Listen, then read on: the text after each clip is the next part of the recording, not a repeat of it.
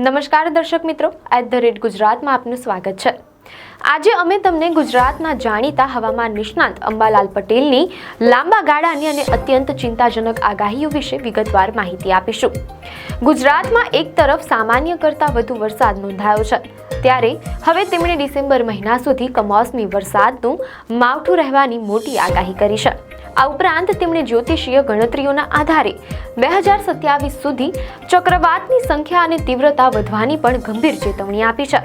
આજે અમે તમને આ આગાહીઓની વિગતો, હાલમાં સક્રિય મોન્થા વાવાઝોડાની અસર, અરબી સમુદ્રના હળવા દબાણથી કયા જિલ્લાઓ પ્રભાવિત થશે અને ખેડૂતો તેમજ દરિયાકાંઠાના વિસ્તારો માટે શું તૈયારી કરવી જરૂરી છે તેના પર વિસ્તૃત વિશ્લેષણ આપીશું।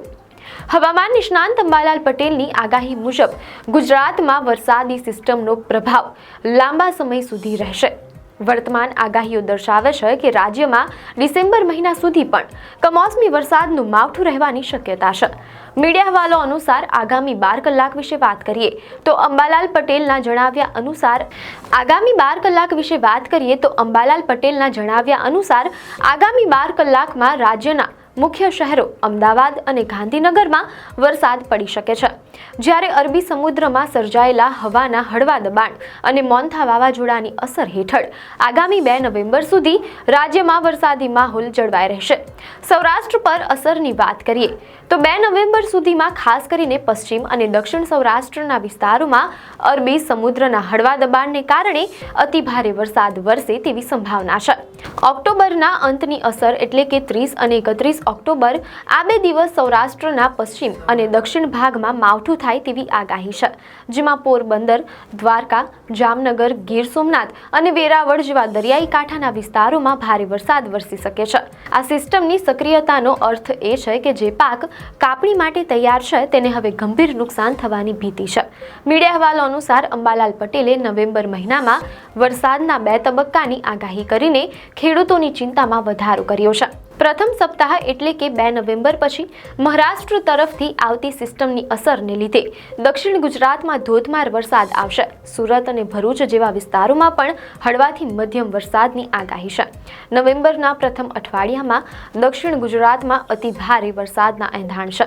જો કે અંબાલાલ પટેલના જણાવ્યા પ્રમાણે 8 થી 15 નવેમ્બર વચ્ચે ફરી એકવાર સમગ્ર ગુજરાતમાં કમોસમી વરસાદની શક્યતા છે। ડિસેમ્બર સુધી અસર વિશે વાત કરીએ તો મીડિયા અહેવાલો અનુસાર સૌથી મોટી અને અસામાન્ય આગાહી એ છે કે વરસાદી માવઠું ડિસેમ્બર મહિનામાં પણ ચાલુ રહેશે।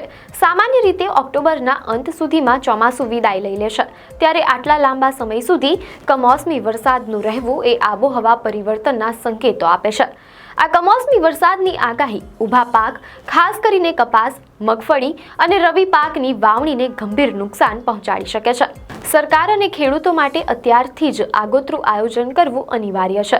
મીડિયા અહેવાલો અનુસાર હવામાનની વર્તમાન આગાહીઓ ઉપરાંત અંબાલાલ પટેલે જ્યોતિષીય ગણતરીઓના આધારે લાંબા ગાળાની વધુ એક ગંભીર ચેતવણી આપી છે, જે માત્ર ગુજરાત જ નહીં પણ દેશ અને દુનિયા માટે છે। તેમના મતે મીન રાશિનો શનિ દેશ અને દુનિયામાં ચક્રવાતની વધતી સંખ્યા અને તીવ્રતા માટે જવાબદાર બનશે। દરિયાઈ હલચલ એટલે કે આ જ્યોતિષીય પરિબળના કારણે આગામી ચક્રવાતના તોફાનો ઊભા થશે, જેમાં દરિયાઈ હલચલ વધશે। તેમણે ચેતવણી આપી છે કે આ ચક્રવાતો પાછલા વર્ષોના રેકોર્ડ તોડી શકે છે, જે સૂચવે છે કે તોફાનો અત્યંત વિનાશક હોઈ શકે છે। આ સિવાય તેમણે ભીખડ, ધસી પડવી, લેન્ડસ્લાઇડ જેવી દુર્ઘટનાઓ પણ પર્વતીય વિસ્તારોમાં બનશે તેવી સંભાવના વ્યક્ત કરી છે।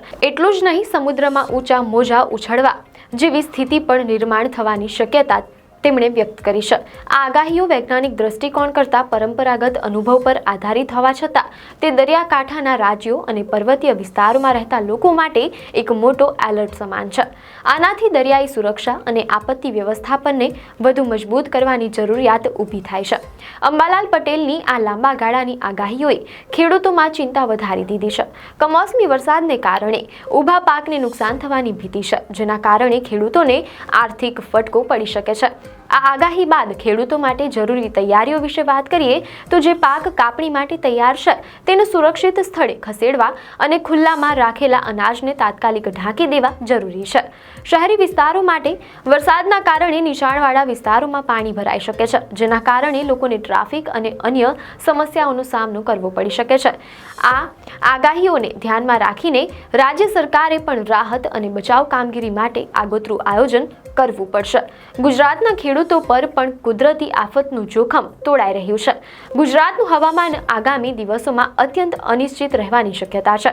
ઓક્ટોબરથી શરૂ થયેલું આ માવઠું ડિસેમ્બર સુધી લંબાઈ અને આગામી વર્ષોમાં ચક્રવાતનો ખતરો વધે તો તે રાજ્યના વિકાસ અને જનજીવન માટે એક મોટો પડકાર બની રહેશે.